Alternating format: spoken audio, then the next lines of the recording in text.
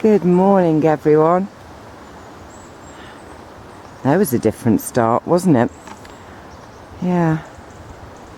It's because I can see this and it's so gorgeous. Just totally beautiful, aren't you? Yeah. And look, if you can see down there, I don't know if you can see in the distance where Ebby is, the rain and the leaves falling down.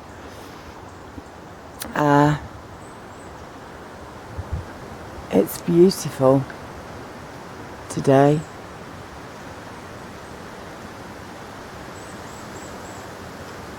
The leaves are putting on a rah-rah dance for you.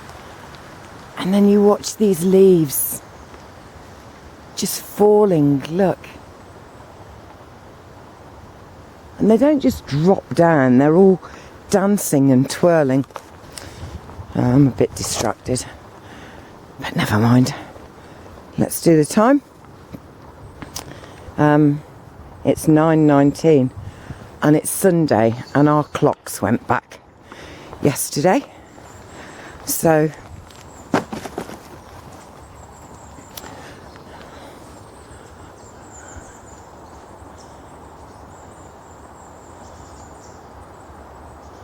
how lovely. It's just so beautiful.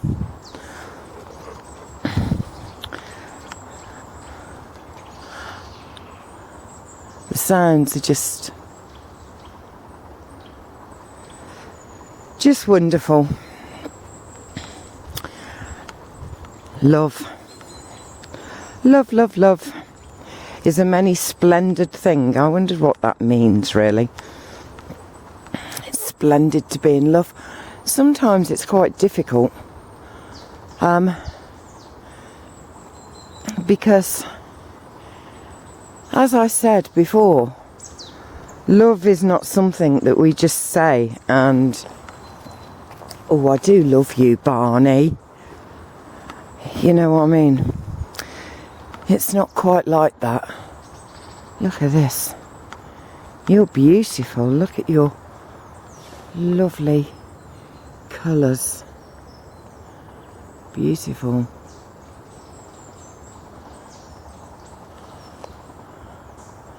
Yeah. Love can be really hard work. I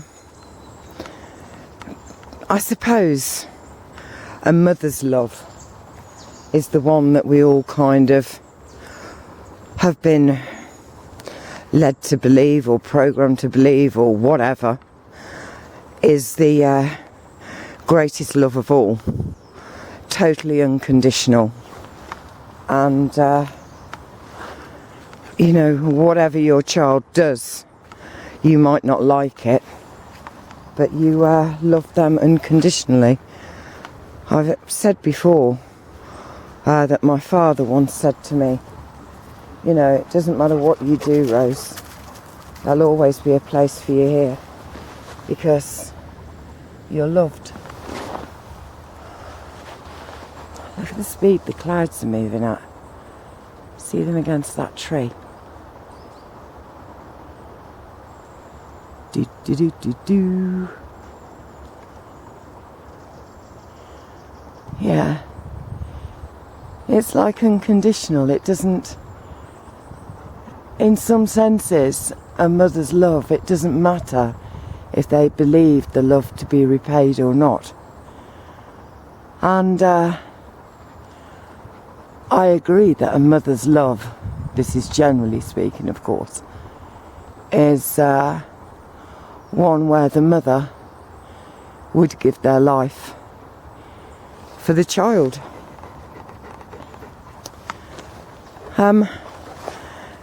So does that mean it's easy to be a mother and it's easy to love a child? I think the love thing,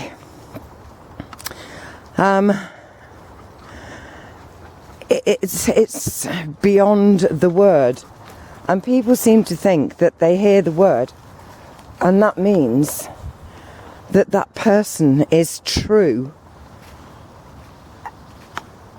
with the words, if you see what I mean.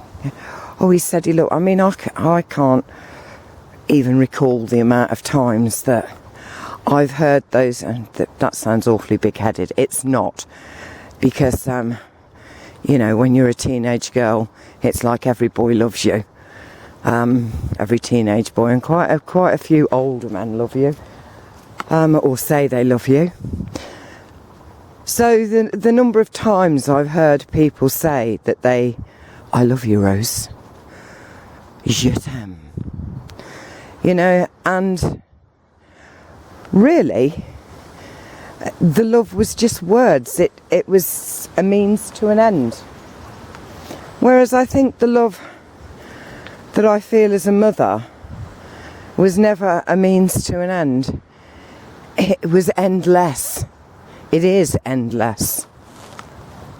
There is no end. There is just love. And no matter the trials, the tribulations and everything else that I went through with my children, as they were young children, days when I was so worn out, days when I don't even think I had the energy to say the words I love you. I could just be with my child and hold them close to me and just let it pour from my heart, because there was no energy left. And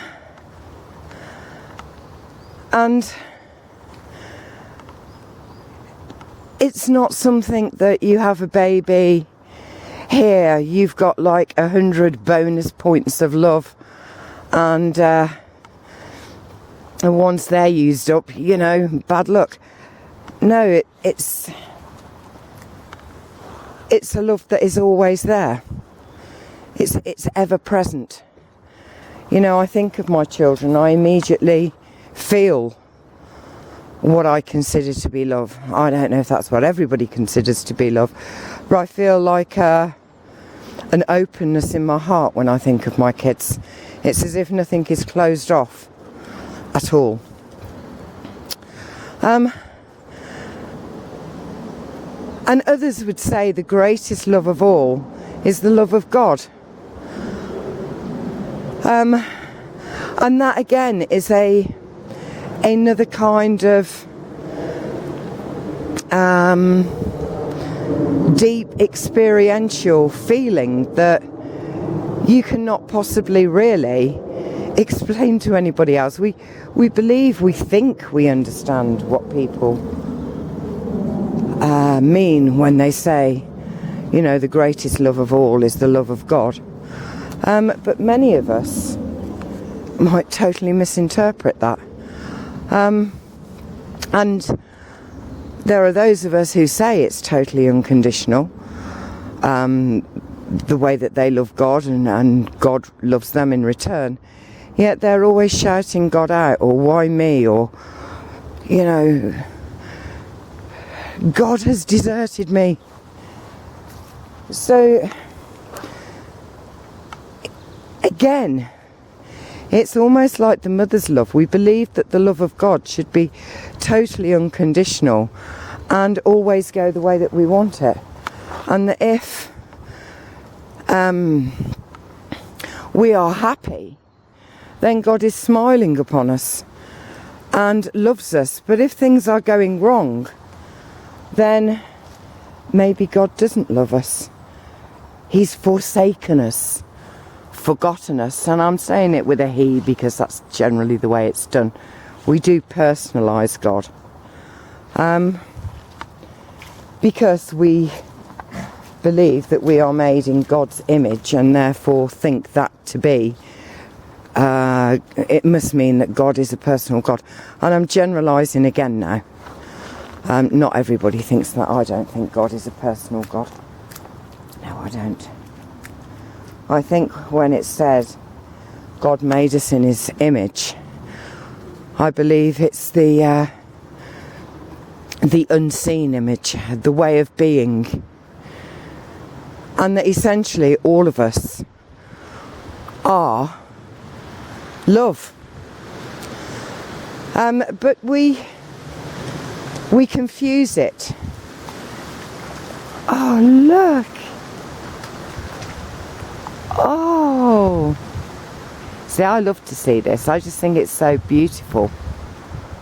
They say, well, we'll come and give you a close-up. Do you understand what I'm saying?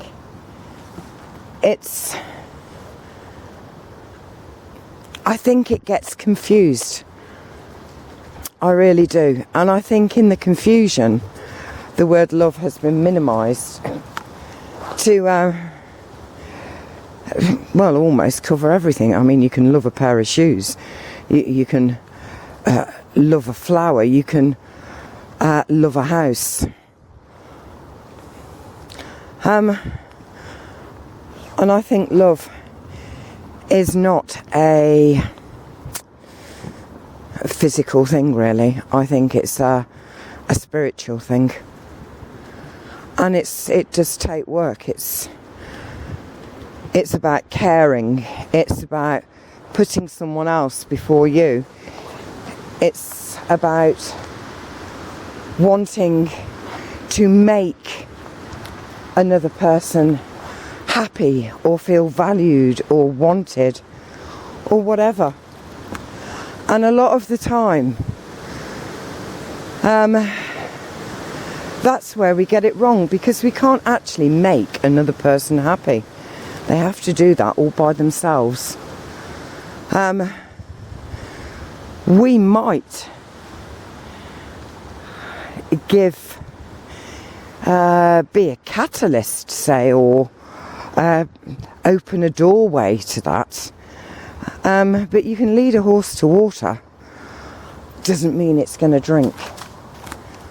So I think love sometimes in our physical relationships with people who are not our blood relatives, shall we say, it is hard work. It is. And it's amazing how many times we will meet someone and, you know, they have these little quirky bits about them. Because often, although we do kind of go for sameness, we're attracted by difference. We're alert to difference. So, we kind of think the quirky stuff is great. But you'll generally find that as the love that we thought we actually felt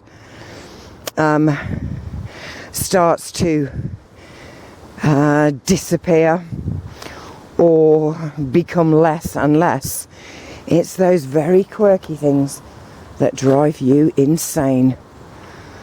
It's the differences that drive you insane. And I can always remember thinking that we actually create relationships and spend time with people whose what we would perceive as negative qualities we can actually stand and deal with. Do you know what I'm getting at? So it's not kind of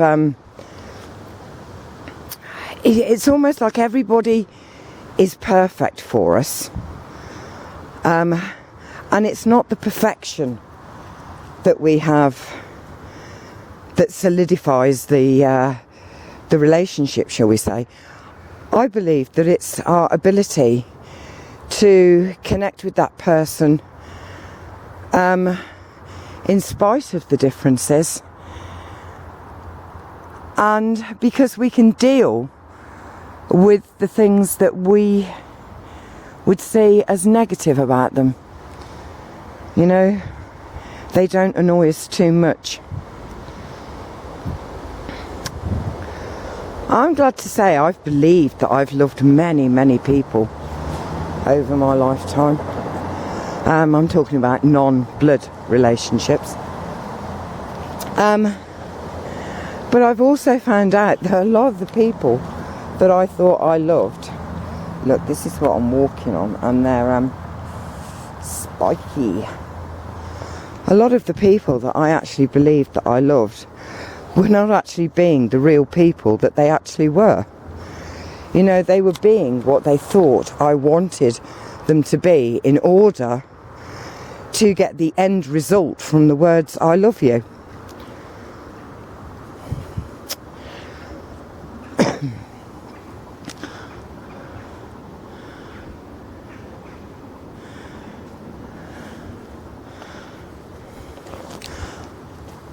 And love can be heartbreaking. You know, that's why it's different. It's a different love, I believe. Because he broke my heart, you know. And then we generally say that he wasn't what I thought he was, or I never knew he was like that, or he was doing these things and I was totally unaware of it. I'm saying this all in the gender of he, because I'm looking at it from my perspective, a female perspective, not just a female perspective, Rose Bush's perspective, which is probably totally different from everybody else's anyway. But you know, he wasn't what I thought he was. He lied. I never knew he did that. So it's like, here we are saying we physically love this person, and we didn't even know who they were to begin with anyway. Yeah.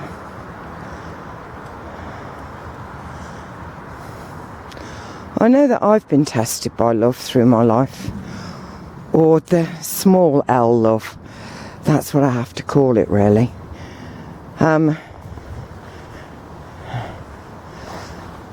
I've done things because I heard those words that I would not have done had I not have heard those words, if you get my meaning. Anyway, it's very muddy here today, and it's lovely. It's been beautiful.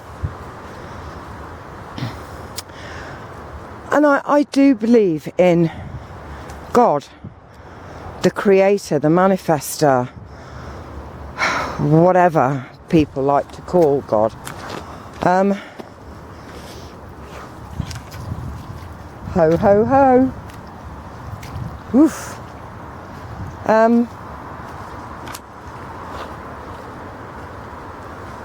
But my love for God is not a physical love. It isn't a physical love. I'm not kind of thinking, you know, come here, God. It's nothing like that at all. It's a spiritual, almost boundless, limitless love.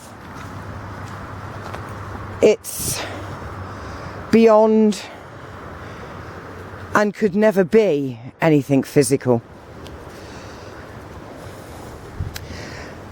So you see, we have this word for one of the most spiritual and physical, as in the physical love a mother has for her child, and the physical love we can feel for another human being, or even animal, you know, or tree or whatever.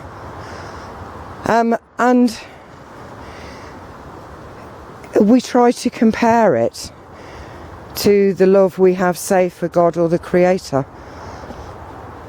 I don't think there's any comparison, and I don't even think the two are the same. I think that the love connection is what our essence is all about.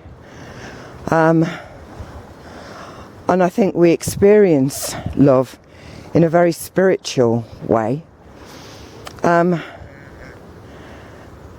But I also believe that there is a different aspect of love that is, you know, almost entirely physical. I mean, you can see it with babies that have been switched at birth. You know, the mother believes that to be her baby, she might think, oh, it doesn't look like me, it's too much, or, you know, why has it got blonde hair when everybody in my family's got brown hair? But those who don't know, you know, they still have this maternal love for the child.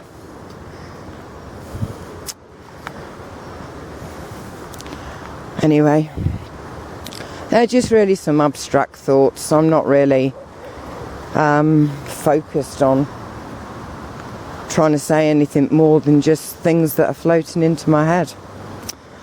And I guess this is just my perspective on things, and other people are going to be totally different.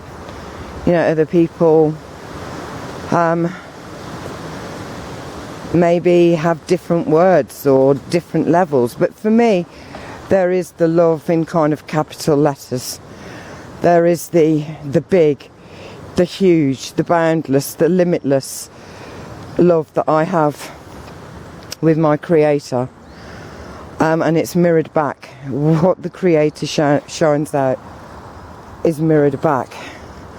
And then there's the more lowercase love of this physical experience, because this is just one aspect of my being, I believe. You know, I actually think that I could be existing on many different dimensions at the same time, in many different forms. Some may have a physical aspect to them, and others may just be complete thought. Do you understand what I mean? Totally limitless, not even limited to physical sensations within a body. Hey ho. Right, I think I'm going to go, because I haven't actually said anything very much, but I think I've straightened out some things in my own mind, and that's wonderful, because when I come out on these walks I find that happens. You know, I might do a talk to you and then go off on my own, and it's almost like I can see clarity. Hello, little fly. Do you want to be on YouTube? Is that a beautiful tree? Anyway, keep looking up, guys. There's the sun up there today, which is lovely, and I have stood and just let it bathe me. And remember to enjoy life, live it, because that, I believe, is exactly why we are here. And it's lovely to enjoy the changing seasons at the moment, and to really pay attention. I mean, like there, if I can even get in on that. Can I get in on it? Come on. Can you see that? Maybe you will, maybe you won't. But the sun has made for me here 1,000,000 diamonds for me to look at. All the colours of the rainbow shining out. Yeah. Right. So until I see you again, I love you all. And from Honey and Abby, and my feet, which are a bit muddy, but that's great, and the beautiful sun, it's goodbye from Wainbody Wood, with its magnificent twisty trees and light and dark, and of course the dance of the autumn leaves. Bye.